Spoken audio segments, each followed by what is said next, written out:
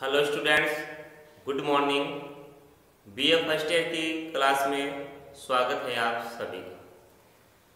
तो हम प्रथम प्रश्न पत्र भौतिक भूगोल का अध्ययन कर रहे हैं। तो आज हम पर्वतों का निर्माण कैसे होता है इसका अध्ययन करेंगे।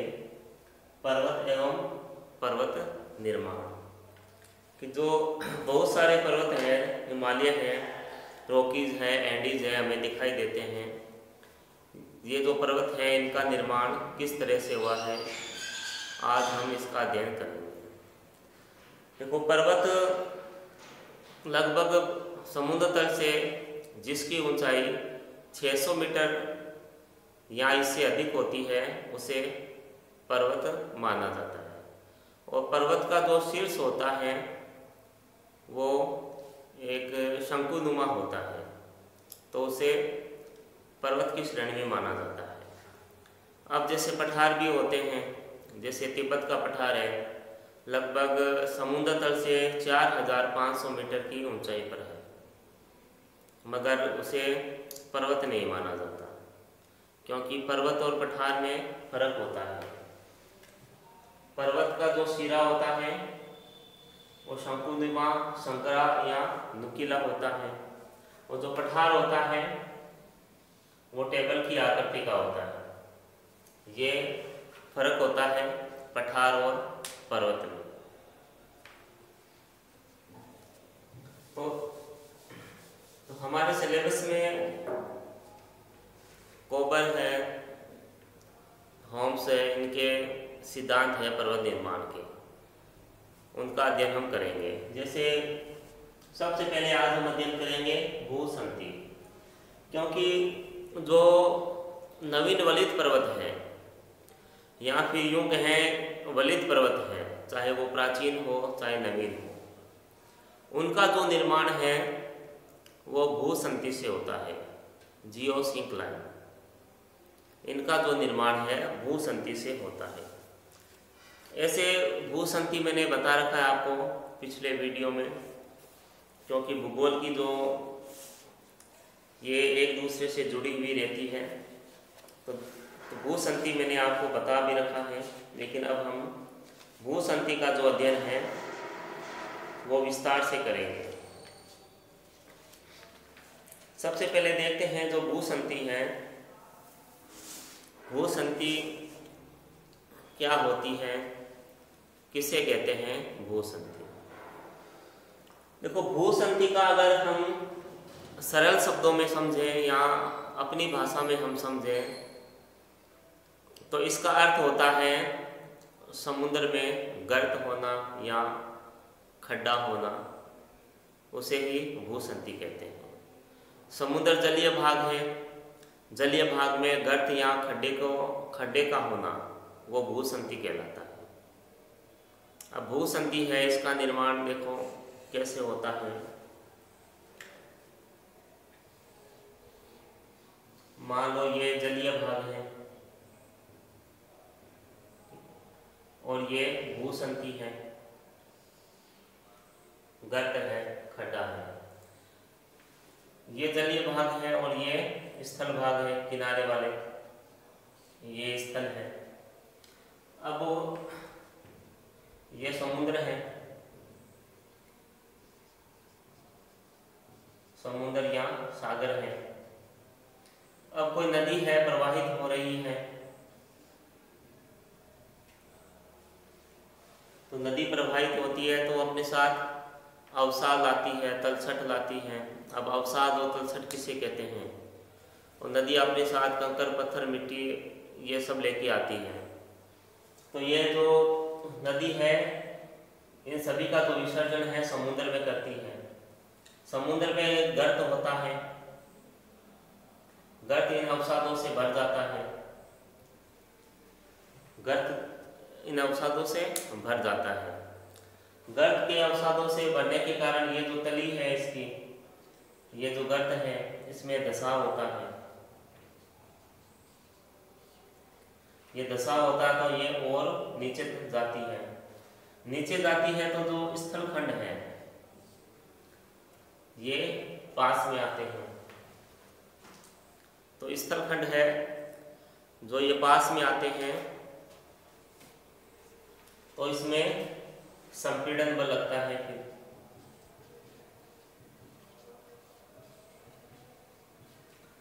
इसमें संपीड़न बल लगता है। संपीड़न बल से जो अवसाद है जो इकट्ठे हो गए हैं इस भूसंधि में या इस गर्त में, उसमें वलन पड़ने लगता है और इस तरह से एक वलित पर्वत का निर्माण होता है। तो भूसंधि कहने का तात्पर्य है एक समुद्र में एक गर्त होता है, खड्डे को ही भूसंधि कहते हैं। और जब भूसंधि अवसादों से भर जाती है, निक्षेपों से भर जाती है, तो जैसे अब कोई वस्तु, जैसे इसमें भार, ये अवसाद इसमें आ रहे हैं तो ये इस भारी हो जाएगी, ये इसमें भार बढ़ेगा। भार बढ़ेगा तो ये नीचे की तरफ धसाव होगा। तब ये चीज नीचे की तरफ धसाव होगा तो स्थलखंड पास में आएंगे। अपने पास में आने से जो संपीड़न बल कार्य करेगा तो इसमें वलन पड़ जाएंगे। तो यह है भूसंधि और इसी तरीके से पर्वतों का निर्माण होता है। अब आगे है, देखो जो भूसंधि है, ये जो भूसंधि जो शब्द है इसका सबसे पहले प्रयोग डाना ने 1873 में किया था। जो भूसंधि है जिसे इंग्लिश में जियोसिंक्लाइन कहते हैं, इस शब्द का जो सबसे पहले प्रयोग है जो डाना महोदय है, भूगर्भ शास्त्री थे, 1873 में इन्होंने इसका उपयोग किया था सबसे पहले। उसके बाद जो भूसंधि की जो संकल्पना है वो अमेरिकी भूवैज्ञानिक हॉल ने, अमेरिकी भूवैज्ञानिक है हॉल, 1859 में इन्होंने दी थी, इसकी संकल्पना दी थी सबसे पहले। तो इन्होंने जो हॉल है, इन्होंने जो अपनी संकल्पना दी थी वो अपलेशियन पर्वत के आधार पे दी थी। अब अपलेशियन पर्वत श्रेणी है, ये उत्तरी अमेरिका के पश्चिमी तट के पास है, ये पूर्वी तट की तरफ है। अमेरिका में जो पूर्वी तट है, जो पूर्वी क्षेत्र है, वहाँ ये अपलेशियन श्रेणी है। जो अपलेशियन श्रेणी है ये जो हमारे राजस्थान में स्थित अरावली पर्वत श्रेणी है उसकी समकालीन है। यानी अरावली विश्व का प्राचीनतम वलित पर्वत है और जो अपलेशियन श्रेणी है वो भी प्राचीनतम पर्वत है और अरावली के समकालीन है।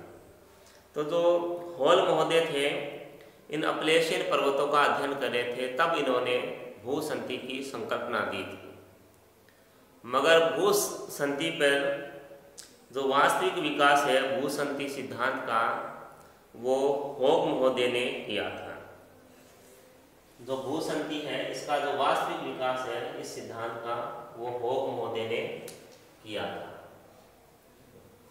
तो ये कुछ महत्वपूर्ण और छोटी बातें हैं, छोटे क्वेश्चन इसमें से बनते हैं। सबसे पहले तो पता रहना होना चाहिए कि भूसंधि क्या होती है। वो आपको बता दिया कि समुद्र में एक गर्त होता है उसे ही भूसंधि कहते हैं। भूसंधि अवसादों से भर जाती है तो इसमें वलन वगैरह पड़ते हैं और फिर संपीड़न बल कार्य करता है जिससे भूसंधि का निर्माण होता है। तो पर्वत निर्माण में भूसंधि का सबसे अधिक योगदान रहता है, बल्कि इसी के कारण से पर्वतों का निर्माण होता है। इसलिए भूसंधि को पर्वतों का पालना कहते हैं।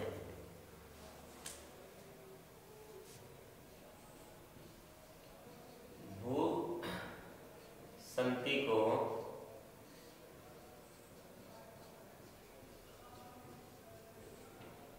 पर्वतों का पालना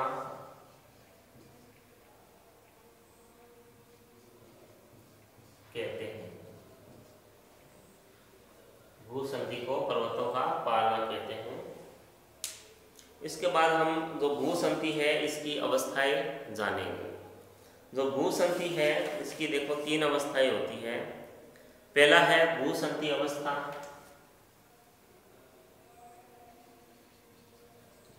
भूसंधि की अवस्थाएं। पहला है भूसंधि की अवस्था, द्वितीय है पर्वत निर्माण की अवस्था, पर्वत निर्माण की अवस्था। तीसरा बिंदु है इसका विकास की अवस्था, विकास की अवस्था। तो भूसंधि को देखो 3 अवस्थाओं में बांटा गया है। पहला है भूसंधि की अवस्था कि भूसंधि कैसे बनती है, फिर है पर्वत निर्माण यानी पर्वतों का निर्माण किस तरह से होता है, फिर विकास की अवस्था है तो पर्वतों का विकास कैसे होता है। ये भूसंधि की 3 अवस्थाएं हैं। आप चाहो तो इसका स्क्रीनशॉट ले सकते हो पहले, फिर आगे चलते हैं हम। जो भूसंधि है इसकी 3 अवस्थाएं वो पढ़ते हैं हम।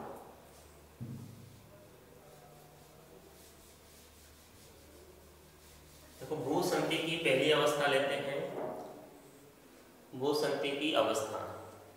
अब जो भूसंधि का जो निर्माण होता है इसमें जो विद्वान है उनका अलग अलग मत है, अलग अलग सिद्धांत है। कोई भी विद्वान है वो एक मत नहीं है। भूसंधि कैसे बनती है सभी का इसमें अलग अलग मत है। तो जो भूसंधि की अवस्था है यह भूसंधि और पर्वत निर्माण की प्रारंभिक अवस्था होती है। सबसे पहले भूसंधि का निर्माण होता है। तो विद्वान ये कहते हैं कि धरातल पर तनाव के कारण, जो तनाव बल होता है टेंशन फोर्स, उसके कारण से जो धरातलीय चट्टानें हैं उसका प्रसार होता है। धरातलीय चट्टानों का जो प्रसार होने के कारण जो सियाल परत है वो पतली होती है, हो जाती है, कमज़ोर हो जाती है। उसके पतली होने से उसकी लंबाई बढ़ती है और इस प्रकार जो पतली परत होती है वो नीचे की तरफ झुक जाती है। नीचे की तरफ झुकने के कारण भूसंधि का निर्माण होता है। नीचे सियार परत का पतला होना यानी कमज़ोर होना, फिर वो नीचे की तरफ झुक जाती है, एक गर्त जैसा एक निर्माण हो जाता है। जैसे ये अवस्था है भूसंधि की अवस्था है, इस डायग्राम में दिखा रखा है भूसंधि की अवस्था को। डायग्राम बाद में देखेंगे हम। तो कुछ विद्वानों ने कहा है कि सियार परत के तनाव बल के कारण धरातल की जो चट्टानें हैं उनमें प्रसार होता है। चट्टानों में जब प्रसार होता है तो जो सियाल परत है वो कमज़ोर हो जाती है, पतली हो जाती है। पतली होने से वो नीचे की तरफ वो झुक जाती है। उस सियाल के झुकने से भूसंधि का निर्माण होता है। कुछ विद्वानों का ये मानना है कि इस तरह से भूसंधि का निर्माण होता है। मगर कुछ जो विद्वान हैं जैसे डेली महोदय हैं, इनका एक सिद्धांत है, ये हिमानी नियंत्रण सिद्धांत डेली महोदय का है। अब डेली महोदय का यह कहना है कि जब हिमानीकरण हुआ था, जब हिमयुग आया था, तब समुद्र का जो तल है, जो सागर तल है, वो 300 फीट नीचे हो गया था हिमानीकरण के कारण। और जब हिमानीकरण समाप्त हुआ, जब हिमयुग समाप्त हुआ, बर्फ के पिघलने के कारण जो सागर तल 300 फीट नीचे हुआ था वो 300 फीट वापस अपनी अवस्था में आ जाता है। हिम के पिघलने के कारण पुनः अवस्था में आ जाता है। तो इस समय स्थल के जो तटीय भाग थे उनमें जल भर गया। जो भूतल के जो स्थलीय भाग थे उनके स्थलीय भाग के तटीय भागों में जल भर जाने से भूसंधियों का आविर्भाव हुआ, यानी भूसंधियों का जन्म हुआ। तो इस तरह से जो विद्वान है वो एक मत नहीं है, अलग अलग उनकी विचारधाराएं हैं भूसंधि के निर्माण में। तो लेकिन वैज्ञानिकों का मत जरूर अलग अलग है कि भूसंधि का निर्माण कैसे हुआ है, लेकिन ये निश्चित है कि मतलब निश्चित रूप से ये वैज्ञानिक कहते हैं, भूवैज्ञानिक, कि भूसंधियों का निर्माण अवश्य हुआ है। कि भूसंधियों का निर्माण तो अवश्य हुआ है, लेकिन किस तरह से हुआ है इस बात में इनका मतभेद है। चाहे जिस भी रूप में हुआ हो, भूसंधियों का जो निर्माण है वो अवश्य हुआ है, चाहे वो किसी भी रूप में हुआ हो। इसमें आगे है, जैसे भूसंधि के निर्माण के बाद समीपवर्ती उच्च स्थलीय भागों से, जो मैंने बताया था आपको थोड़ी देर पहले ही, जो समीपवर्ती जो उच्च भाग है वहाँ से जो नदियाँ हैं वो क्षयित पदार्थों को, यानी जो अपरदन करके जो पदार्थ आती हैं उन पदार्थों को इसमें लाकर भरना प्रारंभ कर देती है। अब ये जैसे जलीय भाग है, यहाँ से जो उच्च भाग है, जैसे नदियाँ हैं वो आ रही है, वो क्या कर रही है, क्षयित पदार्थ या फिर अपरदित पदार्थ, इनका क्या निक्षेप करती है अवसादों के रूप में जल के अंदर। अवसादों का जल के रूप में निक्षेप करती है, तो इसमें घसाव होने लगता है। तो फिर ये जो क्रिया है जो निक्षेपण की, ये काफ़ी सालों तक चलती रहती है। एक लंबे समय तक ये है कार्य है, ये चलता रहता है, जिसके जो तलछट की जो गहराई है वो भी बढ़ती जाती है और भूसंधि में कई हजारों मीटर जो मोटे पदार्थ हैं इनका निर्माण हो जाता है। इस प्रकार भूसंधि की प्रथम अवस्था का निर्माण होता है। इसमें देखो अब ये जो पहली अवस्था है भूसंधि की अवस्था, भूसंधि की अवस्था, ये जलीय भाग है। यहाँ से कोई नदी प्रवेश कर रही है, सागर में अपना जल उड़ेल रही है, ठीक है, उड़ेल रही है, तो नदी क्या करती है, जल के साथ अवसाद मिलाती है। अवसाद इस जो गर्त है इसमें इकट्ठा होते रहते हैं और ये जो क्रिया है बहुत लंबे लाखों वर्षों तक चलती रहती है। तो इसमें क्या होता है, ये जो गर्त है ये पूरा बढ़ जाता है।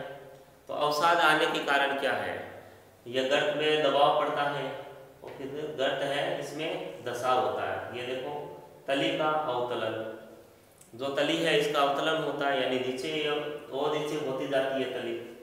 उसके बाद है अवसादीकरण। अवसादीकरण यानी जो नदियाँ होती हैं वो कंकर पत्थर ला रही है, वो एक परत के रूप में जमाती है। तो एक परत के रूप में ये अवसाद है, ये जमते रहते हैं।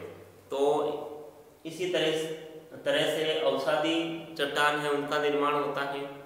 अवसादी चट्टान को परतदार चट्टान भी कहते हैं। तो इस तरीके से अवसाद है ये जमते रहते हैं। तो ये भूसंधि की अवस्था होती है, पहली अवस्था होती है जिसमें भूसंधि की उत्पत्ति होती है, भूसंधि की उत्पत्ति हो जाती है। और जो तलछट का निक्षेप, जो ये तलछट है जो जमा होता है, जो नदियाँ लाती है उसका निक्षेप इसके अंदर हो जाता है और तली का धसाव होता है। अधिक निक्षेप होने के कारण जो तली है उसका धसाव होने लग जाता है। तो भूसंधि की प्रथम जो क्रिया होती है उस या भूसंधि के निर्माण में ये पहली अवस्था होती है। उसके बाद है पर्वत निर्माण की अवस्था। देखो पर्वत निर्माण में जो सेकेंड बिंदु है वो देखो पर्वत निर्माण का है। पर्वत निर्माण का पहले आपको बताया था डायग्राम बना के। अब जब तली है ये जब नीचे धस जाती है, जैसे तली है और जैसे नीचे धस रही है ये, तो इसमें क्या है, ये अवसाद है। यह तली जैसे नीचे धसेगी, ये जो स्थलीय भाग है दोनों तरफ, ये इधर भी स्थल है और ये इधर भी स्थल है। स्थलीय भाग क्या, ये पास में आते हैं, पास में ये आते हैं, तो ये जो संपीड़न बल होता है उसकी वजह से ये पास में आते हैं, संपीड़न की वजह से पास में आते हैं। और ये जो निक्षेप है, निक्षेप इकट्ठा हुआ है अवसादों का, इसमें वलन पड़ता है। वलन पड़ने से पर्वतों का निर्माण हो जाता है। अब ये देखो, ये जो लाइनें हैं ये सीधी लाइनें नहीं है, ये इस तरह से घूमी हुई है, यानी ये वलन है। ये अगर संपीड़न बल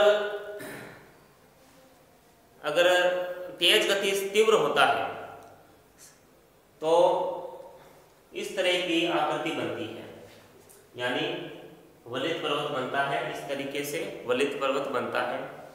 अगर जो संपीड़न है, अगर वो उसकी गति तीव्र नहीं होती है संपीड़न बल की, तो बीच में देखो यहाँ वलन है, बीच का जो भाग है वो सपाट है, सीधा है, और फिर किनारों पे वापस वलन है। तो इस तरह की पर्वतों का निर्माण होता है। फिर इस तरह के पर्वत का मतलब हुआ, जो पर्वत में वलन है वो किनारों पे ही पड़ते हैं, बीच का भाग में वलन नहीं पड़ता है।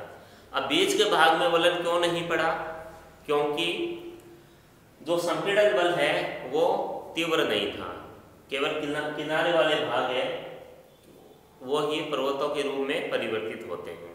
अगर संपीड़न बल है वो तीव्र है, तो इसमें जो संपूर्ण क्षेत्र है वो पर्वत के रूप में बदल जाता है। कोई भी भाग है उसका समतल या सपाट नहीं होता। तो यह समझ में आ रहा होगा आपके। अब देखो, इसमें पर्वत निर्माण की अवस्था है। सामान्य संपीड़नात्मक बल की दशा में भूसंति का मध्यवर्ती भाग वलन से अप्रभावित रहता है। अगर जो संपीड़न बल है वो सामान्य है, तीव्र नहीं है, तो इसका जो मध्यवर्ती भाग है वो वलन से अप्रभावित रहता है, यानी इसमें वलन नहीं पड़ा, यह अप्रभावित रहा है। ठीक। अब थर्ड पॉइंट है विकास की अवस्था। अब विकास की अवस्था में इसमें देखते हैं, जो पर्वत जैसे, अगर यहाँ ये भी बता देता हूँ, संपीड़न बल लगा और पर्वत बन गए, मैं ये चीज़ बता रहा हूँ, लेकिन इसका अर्थ ये नहीं है संपीड़न बल बहुत अधिक तीव्र गति से हुआ और तुरंत ही ये पर्वत निर्माण हो गया, इस तरह का नहीं होता है। इस प्रक्रिया में बहुत समय लगता है, ये काफ़ी धीरे और मंद गति से होने वाली क्रिया है, धीरे धीरे होती है, एकदम से पर्वत का निर्माण नहीं होता है। पर्वत भूसंति बनने में भी लाखों वर्ष लगते हैं, उसके बाद भूसंति के बाद जब पर्वत बनने में भी लाखों करोड़ों वर्ष लग जाते हैं। ये जो प्रोसेस है ये सडन नहीं होता है, एक तो ये बात ध्यान रखनी है आपको। आप सोचो संपीड़न बल ने कार्य किया और सडन ही ये बन गया पर्वत, ऐसा नहीं है। अब विकास की अवस्था में देखो, पर्वत निर्माण की घटना एक लंबी घटना है, जिससे धीरे धीरे पर्वतों का उत्थान होता है। अब जैसे इसमें हिमालय का दिया है, हिमालय पर्वत का जो निर्माण है वो इयोसीन युग से मध्य प्लेस्टोन युग तक होता रहा है। जो हिमालय है इसका जो निर्माण है इयोसीन युग से मध्य प्लेस्टोसीन युग तक इसका निर्माण हुआ है, और अभी भी हिमालय का निर्माण हो रहा है। हिमालय की ऊंचाई अभी भी बढ़ रही है, निर्माण हिमालय का रुका नहीं है, यानी ये जो क्रिया है हिमालय की अभी तक चल रही है। इसके बाद है इसमें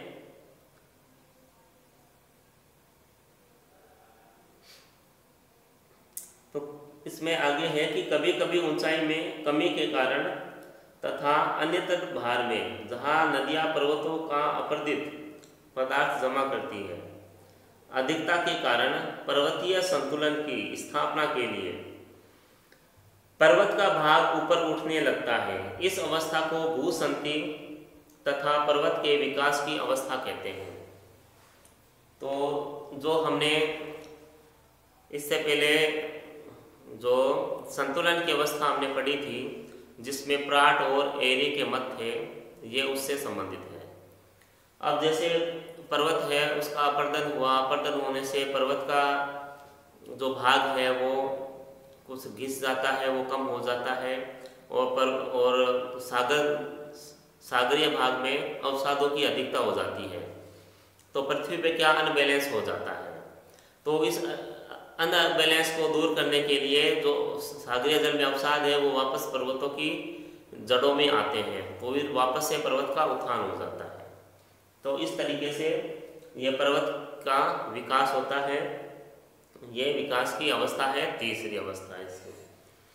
तो इस तरीके से जो भूसंति की तीनों अवस्थाएं हैं, तीनों का अध्ययन हमने कर लिया है। और इसमें देखो, ये अत्यधिक संपीड़न के कारण समस्त भाग गलित हो जाता है। तो जो संपीड़न बल है वो अधिक तीव्रता से लगा है, तो संपूर्ण भाग है इसका, संपूर्ण भाग में वलन पड़ गया है। तो ये था भूसंति की अवस्थाएं हैं। एक बार वापस से आप देखना, इसको वीडियो को 2-3 बार देखना, आपको समझ आ जाएगा। नहीं आए तो आप कमेंट बॉक्स में आप पूछ सकते हो, कोई भी क्वेश्चन पूछ सकते हो आप। तो आज के लिए इतना ही, तब तक घर पे रहें और स्वस्थ रहें। धन्यवाद।